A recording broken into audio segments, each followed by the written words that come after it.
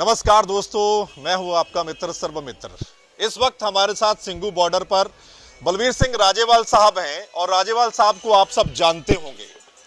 पंजाब के किसान नेता हैं, भारतीय किसान यूनियन के अध्यक्ष हैं और जब भी कभी कोई किसानों का मसला होता है तो राजेवाल साहब अगुवाई करते हैं तकरीबन सभी जो किसान यूनियन उनकी। और हम देखते हैं चंडीगढ़ में कोई भी मीटिंग होती है तो राजेवाल साहब आगे बढ़कर लीड करते हैं और इस किसान आंदोलन में भी लगातार सक्रिय हैं शुरू से लेकर अब तक। इनके साथ बातचीत करते हैं अभी तक क्या रहा है। राजेवाल साहब, तकरीबन छह दौर की मीटिंग हो चुकी है। क्या लगता है आपको कि 6 दौर की मीटिंग में सरकार में बैठे जो लोग हैं, मंत्री हैं या कोई भी है, किसका रुख आपको पॉजिटिव लगता है, किसका रुख आपको नेगेटिव लगता है? क्योंकि अभी तक नतीजा कुछ नहीं निकला है 6 दौर की मीटिंग के बाद। किसी का भी रुख पॉजिटिव अभी तक मैं नहीं कह सकता। जब पॉजिटिव होगा फिर तो मांगे माने जाएंगी, फिर क्या पीछे क्या बचेगा। पॉजिटिव में तो सारी बात हो जाएगी, लेकिन इतनी बार डिबेट हो चुकी है। हमने अपना केस प्रूव किया कि ये जो कानून आपने बनाए हैं ये टोटली अनकॉन्स्टिट्यूशनल है। We have proved that. और एक क्लॉज वाइज क्लॉज उस पर डिबेट हो चुकी। और जब बार एक ही बात पे डिबेट होती है, उनके पास जवाब कोई नहीं रहता, तो फिर हमें डिबेट में शुरू से उलझाना शुरू कर देते हैं। तो पिछली मीटिंग में 5 तारीख को हमने तंग होके 1.5 घंटे का मौन रखा। तो वो फिर भी हमें बुलाने की कोशिश करते रहे, बोला कोई नहीं। तो हमने फाइलों पे लिखा यस और नो, हमें जवाब चाहिए।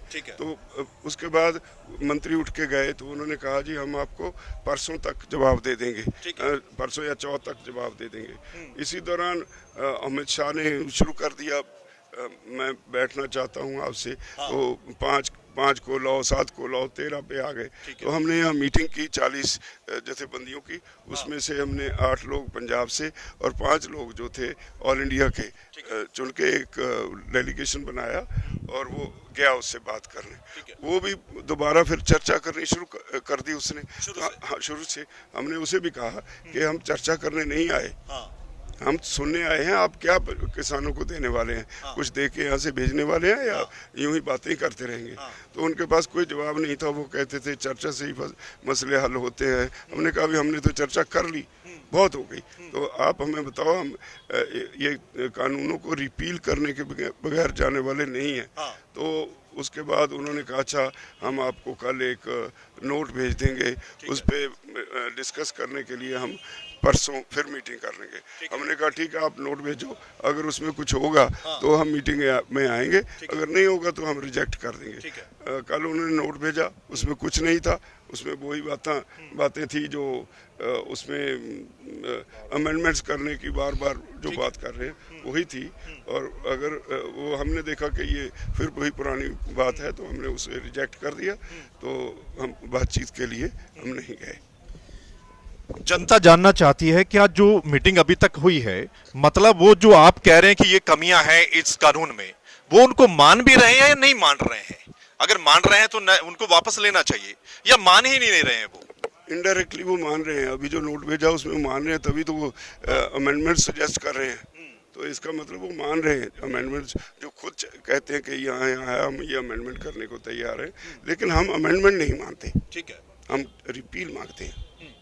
अच्छा, चर्चा ये भी सोशल मीडिया पर कि जो मोदी सरकार है वो किसानों की सुने या अंबानी अडानी की सुने, कि एक तरफ अंबानी अडानी है और एक तरफ देश के करोड़ों किसान हैं।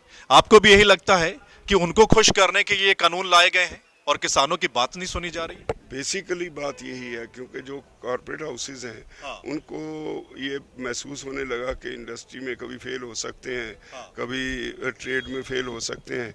ये एग्रीकल्चर सेक्टर एक ऐसा है जहाँ $12 मिलियन का बिजनेस है और हर एक आदमी के पेट तो हर एक को लगा है, तो खाने को तो हर एक को चाहिए। तो ये कभी ख़त्म होने वाला बिजनेस नहीं। उन्होंने सोचा कि इसमें कुछ आजमाया जाए और उसके दबाव के नीचे ये कानून बनाए गए। वरना इतना ऐसा कानून जब कभी बनता है तो एक लोक राय तो बननी चाहिए ना। कहीं कोई डिबेट नहीं हुई। लोग कोविड में घरों में बंद किए हुए थे, इन्होंने फटाफट ऑर्डिनेंस कर दिए और ऑर्डिनेंस करके कोविड के दौरान ही पार्लियामेंट में जिस तरह से इन्होंने पास कराया ये सारा देश जानता है। तो बहुत जल्दबाजी में कॉरपोरेट हाउसेस के दबाव के नीचे इन्होंने ये एक्ट पास किए हैं। आप भी अड़े रहते हैं, सरकार भी अड़ी रहती है, तो फिर आगे होगा क्या? डेमोक्रेसी है, हाँ, जीत हमेशा लोगों की होगी। आपको लगता है? बिल्कुल पक्का, नो डाउट। सुना आपने राजेवाल साहब को। राजेवाल साहब पढ़े लिखे किसान हैं, अंग्रेजी भी जानते हैं। हालांकि कुछ मीडिया कहता है कि किसान अंग्रेजी कैसे बोल लेते हैं, या इनके अंग्रेजी के प्रेस नोट कहां से आते हैं, है ना। लेकिन ये आप सब जानते हैं, जितनी भी किसान यूनियन के नेता हैं वो वेल प्रोग्रेसिव किसान हैं, पढ़े लिखे किसान हैं, जो सरकार के साथ वार्ता कर रहे हैं। सुन लिया आपने कि क्या मसला है इन कानूनों के पीछे, लेकिन आखिरकार जीत डेमोक्रेसी की होगी, करोड़ों लोगों की होगी, जो करोड़ों लोग जो किसान है इस देश के, और लाखों लोग जो दिल्ली के बॉर्डर पर पहुंचे हैं। इस बातचीत पर आप भी अपनी राय जरूर दीजिएगा। आपको क्या लगता है, आप क्या सोचते हैं इस वक्त, कमेंट के माध्यम से जरूर राय दीजिएगा। और अगर ये बातचीत आपको पसंद आई है तो फिर इसको आप शेयर भी कर दीजिएगा। धन्यवाद, नमस्कार।